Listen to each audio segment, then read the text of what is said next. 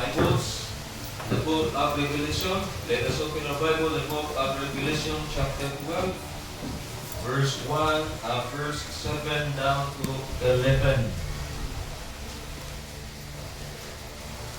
In Revelation, chapter 12, verse 7 down to 11.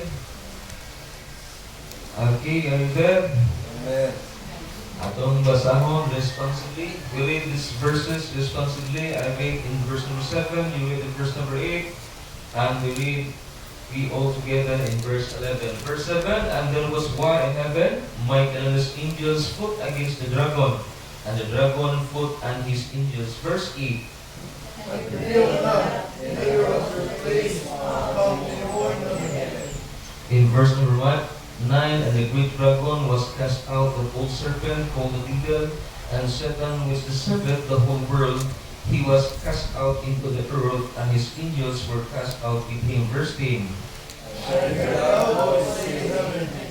Now his counsel reaches and the kingdom of God, and our Christ, for the accuser of our brethren is cast out, which is withstood before our God day and night. In verse 11, read.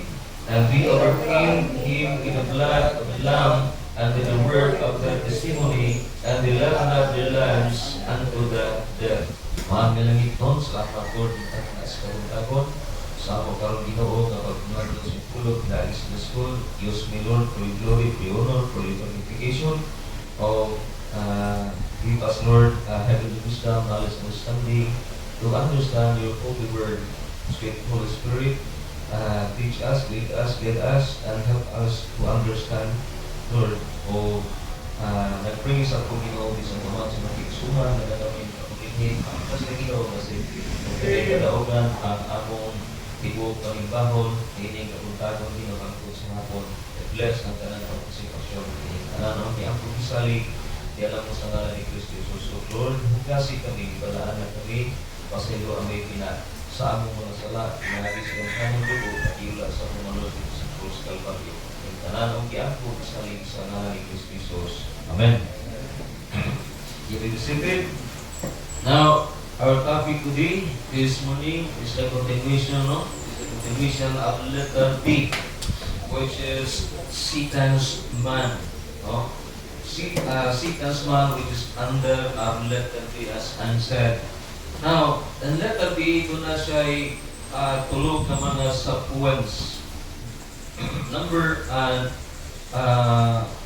down to 3. Number 1, tamaglagan, the number of the best is 666 in Revelation chapter 3 verse number 18. No? Which is muna ang atong textbook on previous Sunday. Now, the book of Revelation reveals a satanic triad. No? The book of the Revelation again reveals a satanic demon. We have three things nga ato nga tan-awon. No? There are three things nga atong tan-awon ng katas kung tago. Number 1, the dragon. Number 3, the beast. Number 2, the beast. Number 3, the false prophets. Now, number 1, the dragon, which atong mabasa migsoon in Revelation chapter 12, verse number 7. Nakanotice pa, verse number 7. And there was war in heaven. Doon ay higayon, doon ay panahon, nga doon ay gubat dito sa langit. Ang archangel, no? Si Michael, angel o si Lucifer, and his itawag o mga subordinates. And there was war in heaven, Michael and his angels fought against the dragon, and the dragon fought and his angels. No? Nadia ang dragon. Now, what is the Bible says about the dragon? Who is the dragon here? Atong kita, the Bible says this is a Satan who would be God. No? Si Satanas na gustong mahimong Diyos, gustong siya ilahon nga Diyos, tungod kaya siya siyang kaugalingon, nagpaka-Diyos. In verse number 7, ato na kita. If you remember Isaiah chapter 14, verse number 13 down to 14, yang i-exalt niya, no? Satan boosting himself, yung boast, no? Satan, he goes up himself. Satan, he exalt himself. He magnified himself in Isaiah chapter 14, verse number 13 and 14. If you will make so atong basahon in Isaiah chapter 14. Isaiah chapter 14, verse 13 down to 14. The Bible says in Isaiah chapter 14, verse 13 down to 14, For thou hast said in thine heart, O thou, which is Lucifer, I will ascend into heaven. I will exalt my throne above the stars of God. I will sit also upon the mount of the congregation in the sides of the north. Verse number 14, I will ascend above the heights of the clouds. I will be like the Most High. Gusto siyang level up, no, sa Diyos. Gusto siyang, gusto paganin niyang pulihan o lingkod ang trono sa Diyos. No? He exalt himself. He magnified himself ng so on. O niya itong kita din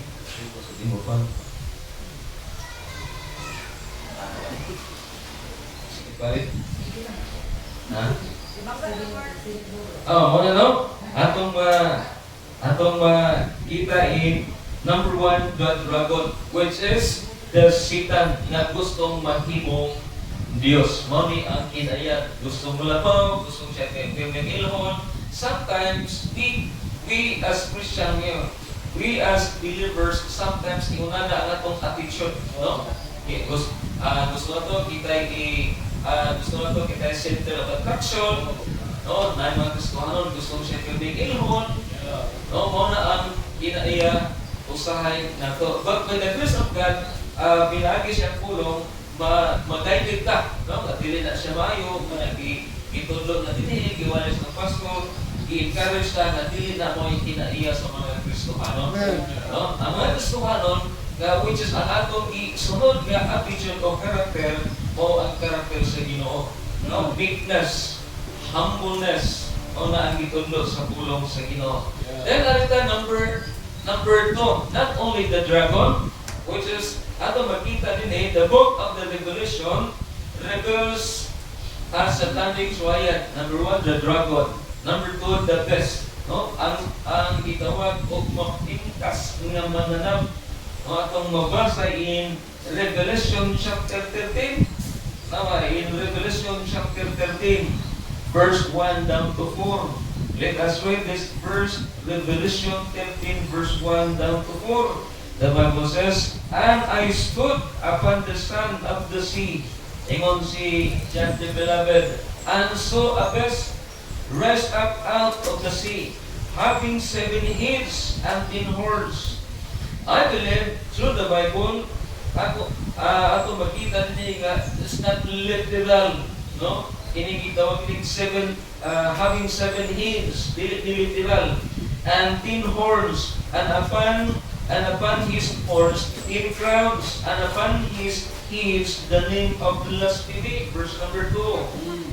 In verse number 2, And the beast which I saw was like unto a leopard, and his feet were as the feet of a bear, and his mouth as the mouth of a lion. And the dragon gave him his power and his seat and with authority. Si dragon, which is the Satan, muhatag siya power ni Antichrist, because the best, this is the Antichrist connection.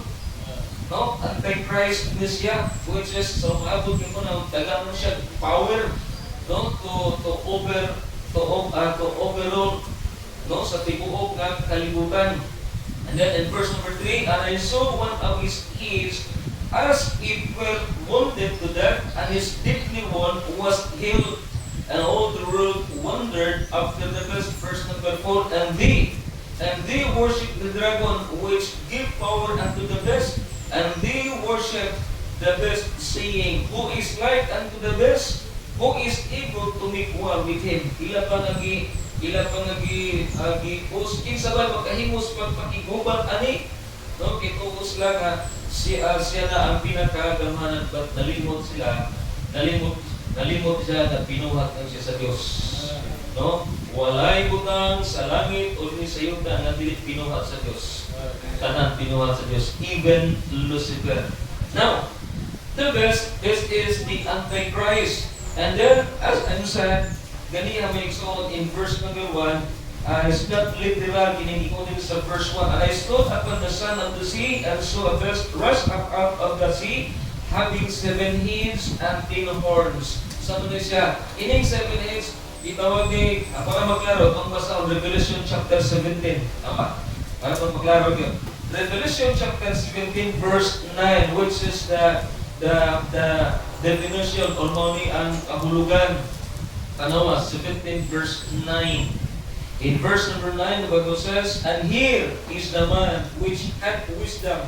The 7 heads, which is iskutan sa chapter 13, verse number 1. Ingon sa dini, and here is the man which had wisdom. The 7 heads are 7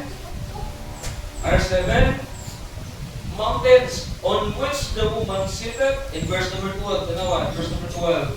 And the 10 horns which thou sawest are 10 kings, which had received no kingdom as yet, but received power as kings 1 hour with the best. No? Mao ni atong makita migsoon nga ini ang 10 horns, mao ni ang 10 ka mga nation nga mo nga kanang matawag na ko na o kanang gitawag o subordinate sa Antichrist nga mo kari ining gigiuna. No, mao ni ang connivance, no? Mao ni ang kanang gitawag o ulit ni Antichrist. Niya itong makita migsoon. The best, this is the Antichrist, as what the Bible says in Revelation chapter 17. Now, Antichrist makes on is a counterfeit Christ. Itawag siya counterfeit Christ. If we say counterfeit makes on, not genuine. No, dili gyud tinuod.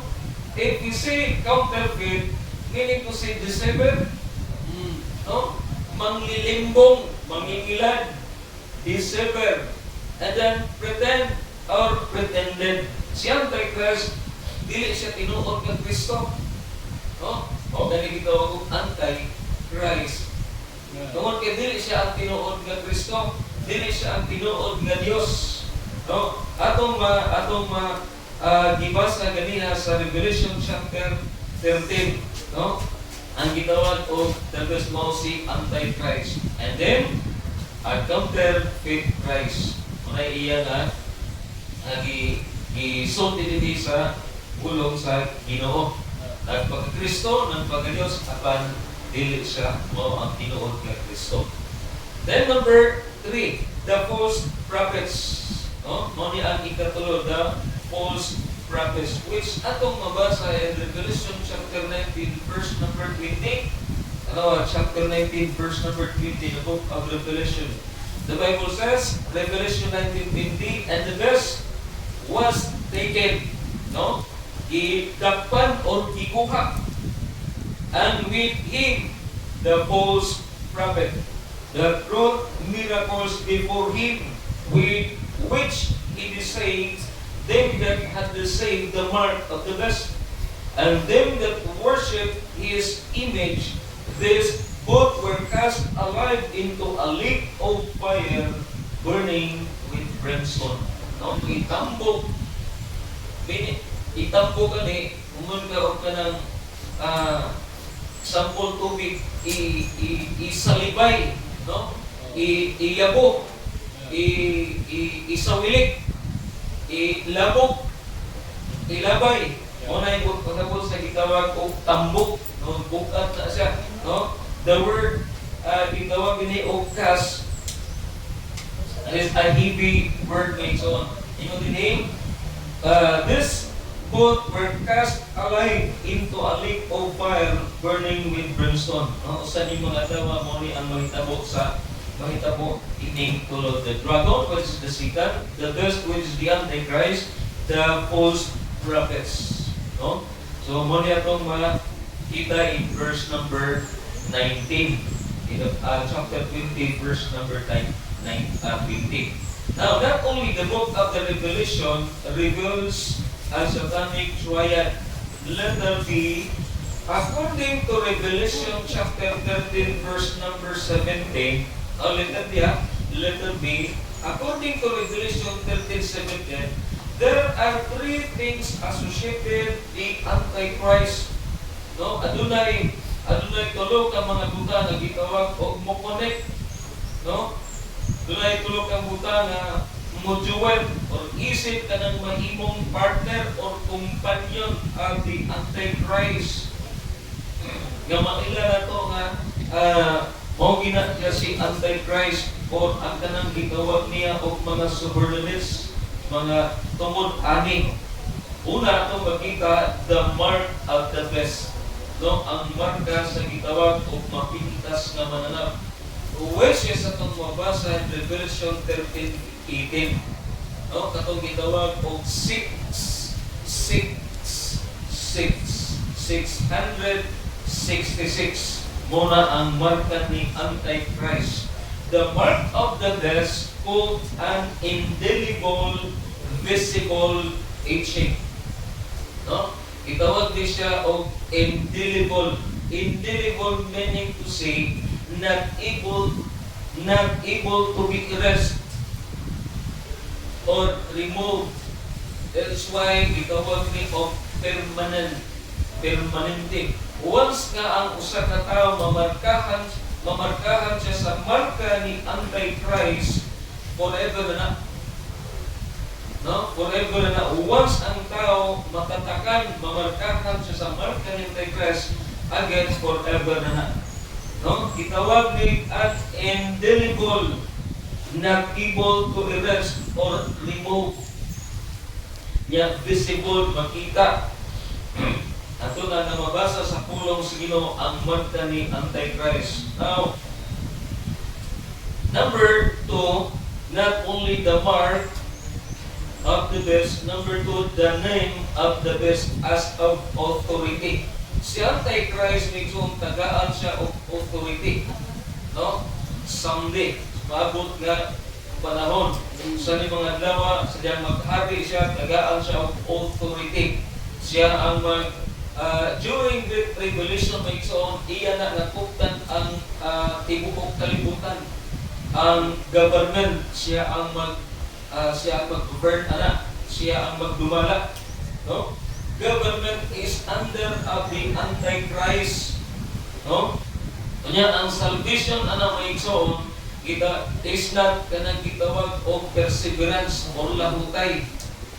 Kung ka-remember ka, na ako'y na-mention ng word mo yung soon na din gitagaan o clarification sa atong pastor. Katong ningon bitaw ko, nakaisgot pa ni one time na ang mulahutay magkaangkon o ang mulahutay aning hibiyo na is magkaangkon siyang kaluwasan. But remember, akong tagaan o clarification, ang kaluwasan dili yun pinaagig lahutay. No? Kay aning higiuna sa Great Revolution, niluto Simon sa mga Kristohanon, sa mga katauhan.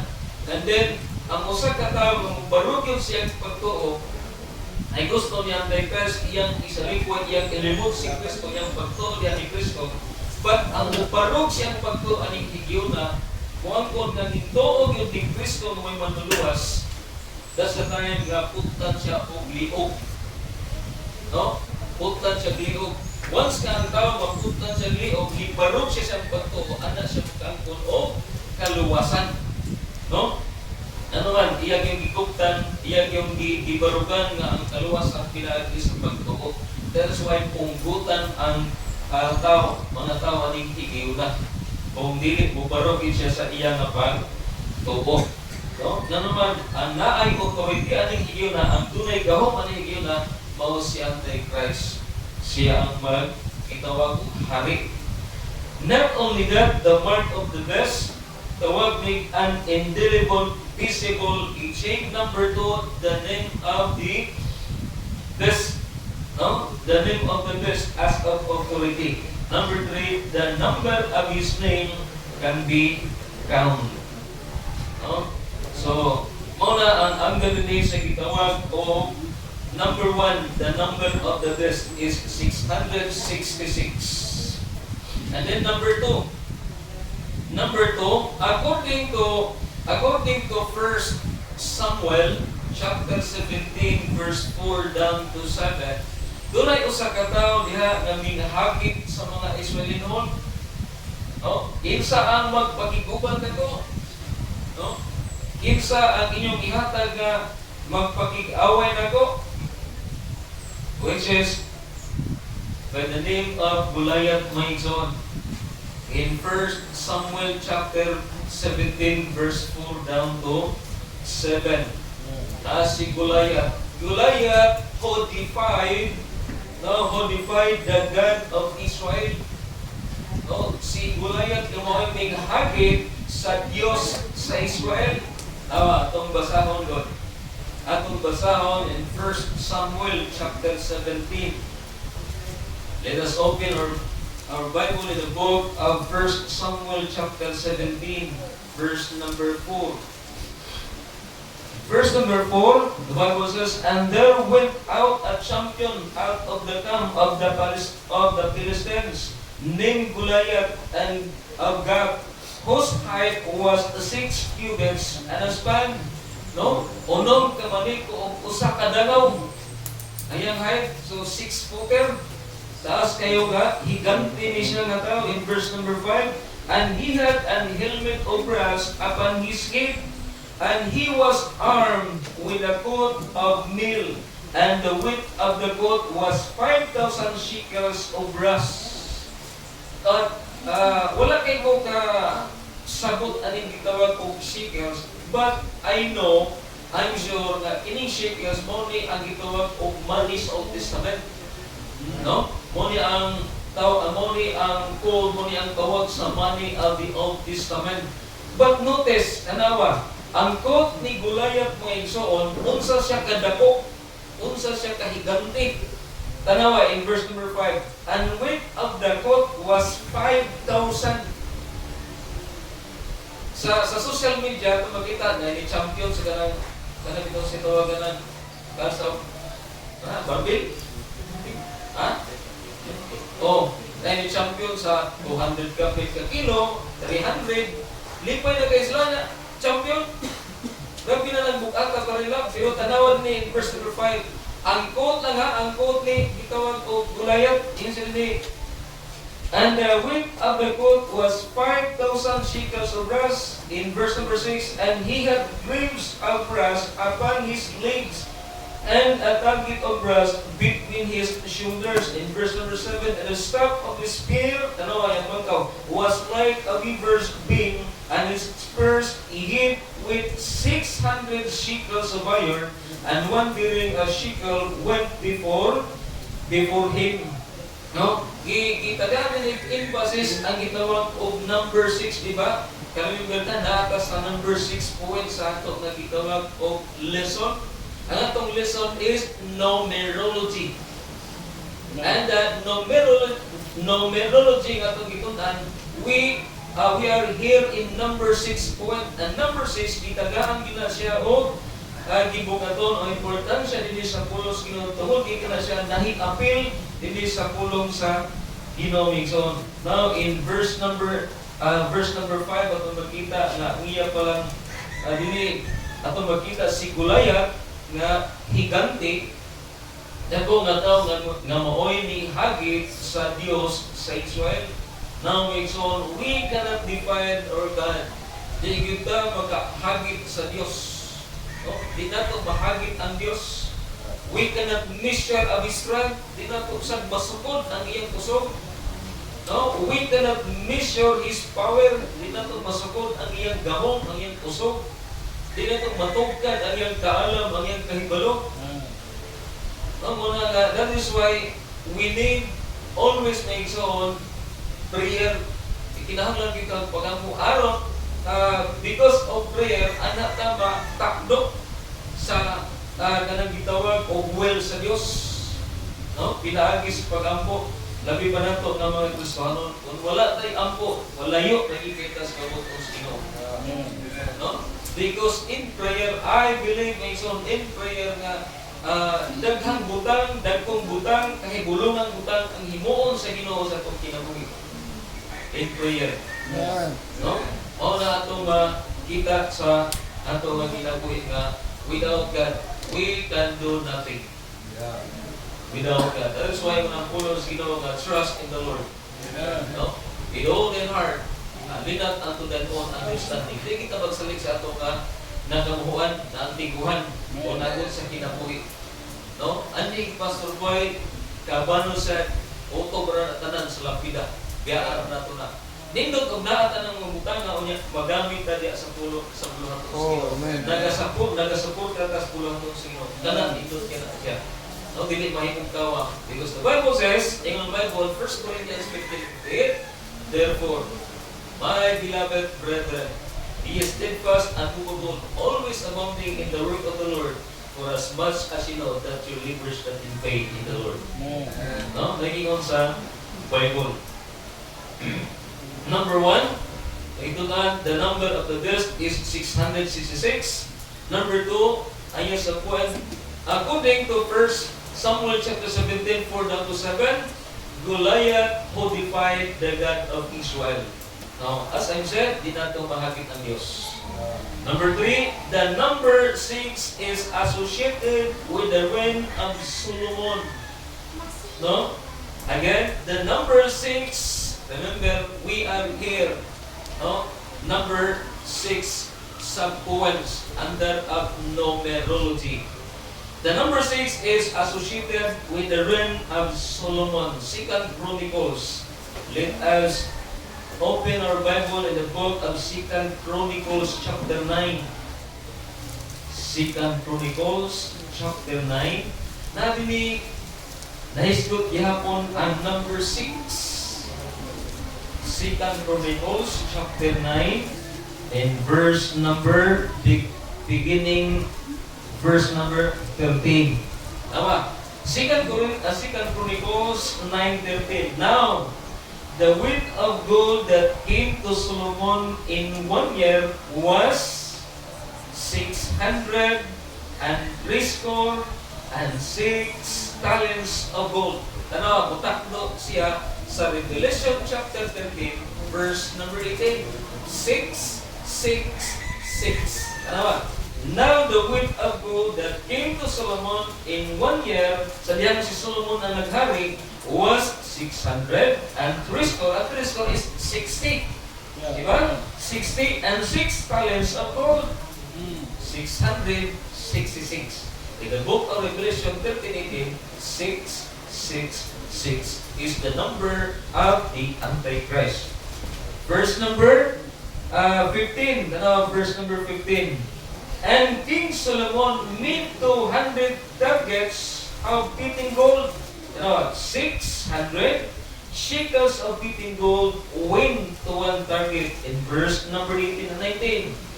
And there were 6 steps of the throne. Adunay unom ka mga ang gitawag og templo during of Solomon's reign. And with a footstool of gold, which were fastened to the throne, and stays on each side of the sitting place, and 12 ones standing by the stage. In verse 19, and 12 lions stood there on the one side, and on the other, upon the 6 steps, there was not the like made in any kingdom.